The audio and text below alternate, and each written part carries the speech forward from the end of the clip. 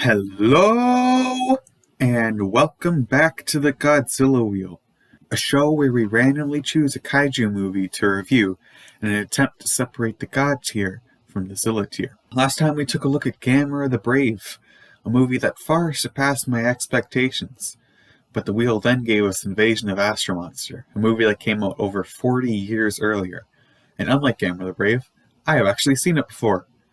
I remember thinking it was pretty good, but weird. Well, let's see what I think now. Kaiju / SFX. Let's switch it up a little bit and start with SFX. I'm going to be expanding SFX to all aspects of the production design, as some of the sets and costumes in this are so elaborate that I think they should count. All the effects on Planet X look really nice. The spaceship, the miniature planet, just the entire landscape is nice. The interior of the Zillion base is really cool too. Their costumes are silly, but that's part of the fun. The entire production design, especially around the Zillions, is very much a product of its time, but that's what makes it so charming. Now, the special effects that you guys actually care about, those concerning Kaiju, are also very good. There's a cool effect where Godzilla is lifted out of a lake. There's some cool destruction in the fights. When Ghidorah shoots lasers on Planet X, it looks really cool, even though it's a simple effect. A boat gets blown up near the end of the movie, and that's super satisfying to watch. Godzilla stomping around and Rodan blowing things away is done pretty well. Overall, the special effects in this movie look really nice. Pretty much all you could ask for. However, the Kaiju are not as good. This movie has Godzilla, Rodan, and King Ghidorah. When they show up for the space battle, I couldn't help but think they looked worn out. Godzilla especially. Rodan just kind of looks dirty. But this Godzilla suit has seen better days. It's hard for me to explain why he looks so disheveled to me. He just does. Ghidorah looks fine though. I like him in this movie, even if you could sometimes see the strings carrying him. However, when they go to Earth, Godzilla and Rodan look much better. I don't know if it's the lighting or if these scenes were just shot earlier, but they look completely fine, so they win back some points. I'm going to give Invasion of Astro Monster an 8 out of 10 for Kaiju / SFX.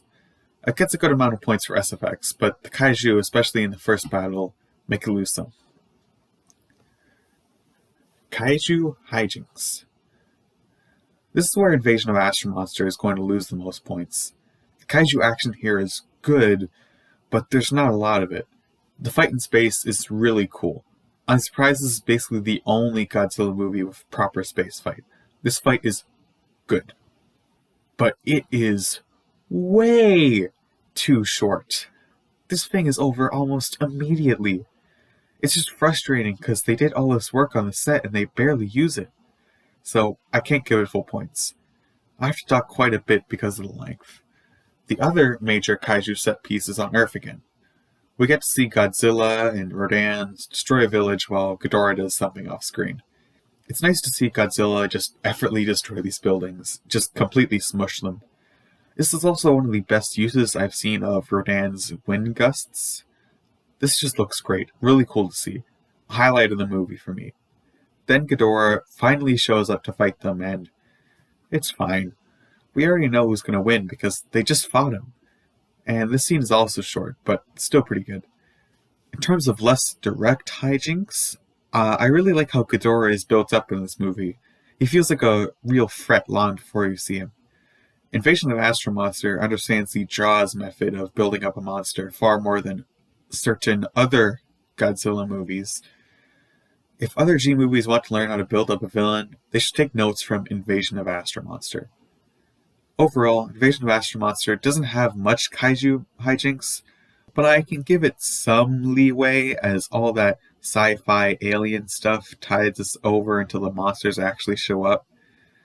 For Kaiju hijinks, I'm giving Invasion of Astro Monster a 6 out of 10.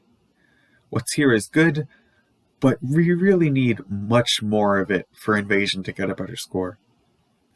Overall movie quality.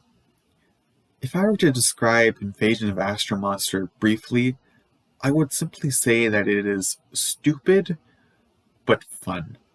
Invasion of Astro Monster was made at a time around the moon landing When humanity was overly optimistic about space travel, when everyone thought we'd be on Mars before the turn of the century, that whole attitude sets the tone for the entire movie.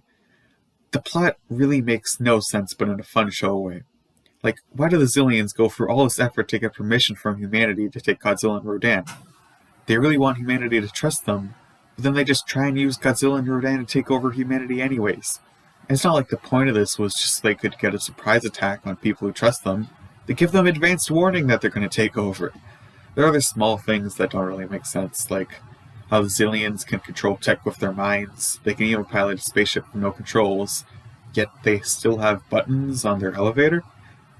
I think this plot has the perfect amount of crazy cheese that I wanted to show a movie. When you talk about cheese, a lot of people don't get that there's such a thing as too much cheese, but this is the right amount. There's also one moment of dark cheese where one of the main characters gets murdered in cold blood. It kind of comes out of nowhere, and the rest of the movie hasn't made you suspect that a good guy getting killed is something you should expect. Nick Adams and Akira Takarada play our main characters here. Nick was speaking English throughout the entire film, so he wouldn't need to be dubbed for the foreign release. These two have a surprising amount of chemistry considering the language barrier, so there's some unironic, non-cheesy good elements here. I think that Invasion of Astro Monster has the perfect, non-serious Godzilla plot. It's fun and serves its purpose. Obviously, I wish it did a little bit more with the concept, but for just a Godzilla movie that's trying to be fun, it does its job. For overall movie quality, Invasion of Astro Monster gets another 8 out of 10, giving Invasion of Astro Monster a final score of 22 out of 30, approximately 7.5 out of 10. I could have given it a little bit more, a little bit less, but I think that's the right number. The point is, I think this is one of the better Godzilla movies, at least one of my favorites of the Showa era, and I don't think it gets enough love. It's often overshadowed by its big brother, Ghidorah the Three-Headed Monster, but if you see my review of that, you know I prefer this. Invasion is stupid, but fun. That's the entire movie. So if that's what you're looking for out of a Godzilla movie, check out Invasion of Astro Monster. Well, those are my thoughts on that movie. So let's see what movie we're going to look at next.